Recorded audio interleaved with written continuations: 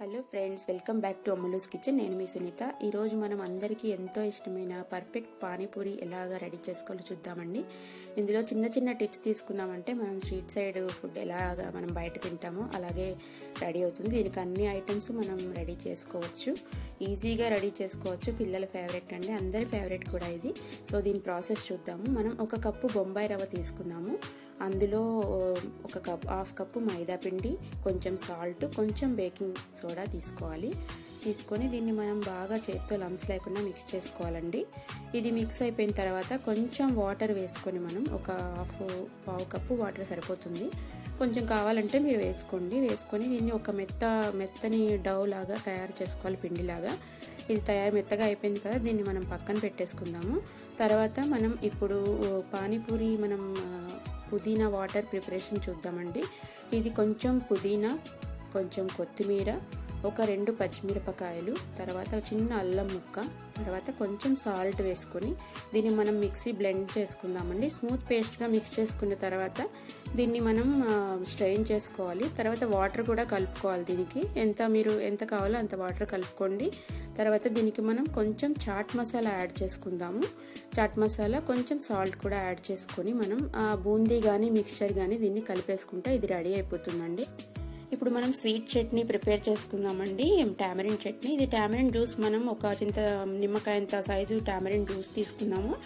అందులో మనం ఒక స్పూన్ షుగర్ కలుపుకొని కొంచెం సోంపు కానీ లేకపోతే మనకు స్వీట్ సోంపు కూడా దొరుకుతుంది కదండి, అదన్నా వేసుకొని రెడీ చేసుకోవచ్చు. స్వీట్ చట్నీ రెడీ అయిపోయింది.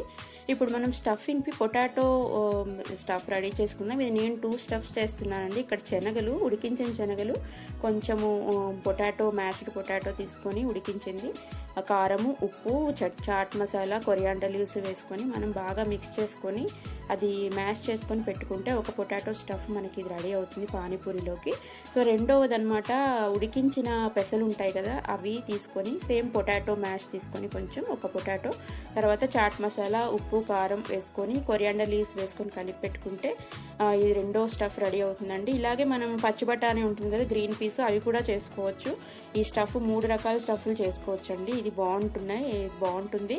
సో ఇది కూడా స్టఫ్ మనకి 2 రకాల స్టఫ్స్ రెడీ అయిపోయాయి. ఇప్పుడు మనం తర్వాత పూరీస్ ప్రిపేర్ చేసుకుందామండి, చిన్న పూరీస్. తో మనం డో కలిపి పెట్టుకున్నాం కదా, ఆ డోని తీసుకొని మనం పెద్ద పూరిలాగా చేసుకోవాలన్నమాట.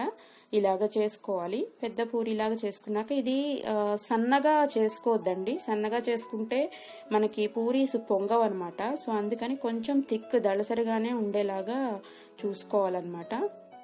పూరి మనం పల్చగా చేసామంటే అది చపాతీలాగా పొంగదండి. అందుకని కొంచెం మనం లావుగానే ఉంచుకోవాలన్నమాట. ఇందులో చూపిస్తున్నట్టు నేను చేస్తున్నట్టు కొంచెం లావుగానే ఉంచుకోవాలి. తర్వాత దీన్ని మనం చిన్న కప్తో కానీ లేకపోతే మౌల్డ్ ఉంటే మీతో మౌల్డ్తో కానీ మనం రౌండ్ షేప్స్ ఇలా కట్ చేసుకొని అన్నీ మనం పక్కకు తీసేసుకుందాము. ఇప్పుడు మనకి ఇలా స్మాల్ పూరీస్ రెడీ అయిపోయాయి కదండి రౌండ్గా. దీన్ని మనం ఏం చేయాలంటే తడిపిన క్లాత్ ఒకటి తీసుకొని దానిపైన వేసుకొని ఒక 5 minutes వరకు ఉంచేసుకోవాలన్నమాట.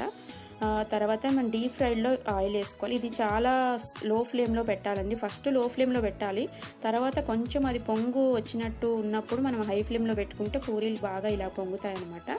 ఇలా మనకి పర్ఫెక్ట్ పూరి వస్తుంది. ఇలాగా మనం పూరీలు కరెక్ట్గా ఉంటేనే మనం పానీపూరి పర్ఫెక్ట్గా ఉంటుంది. సో మనం ఇప్పుడు అన్నీ చూడండి ఎంత క్రిస్పీగా ఉంటుంది అనమాట. ఇది మనం ఒకసారి చెక్ చేసుకోవచ్చు.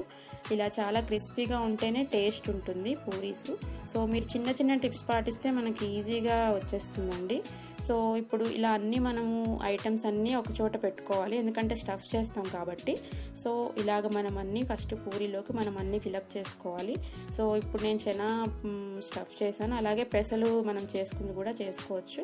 ఉల్లిపాయలు, స్వీట్ చట్నీ, తర్వాత పుదీనా వాటరు వేసుకొని మనము కొంచెం మీకు కావాలంటే చాట్ మసాలా పైన చల్లుకొని మనం తీసుకుంటే చాలా అందరికీ ఎంతో ఇష్టమైన పానీపూరి రెడీ అయిపోతుంది. సో పిల్లల ఫేవరెట్ ఇది. బయట చాట్ బండార్స్లో తింటూనే ఉంటాం, పెద్దవాళ్ళు కూడా అందరూ తింటూనే ఉంటాం.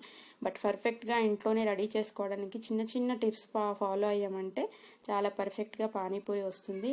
మీరు ట్రై చేయండి, లైక్ చేయండి, షేర్ చేయండి. Thank you so much friends. Thanks for watching.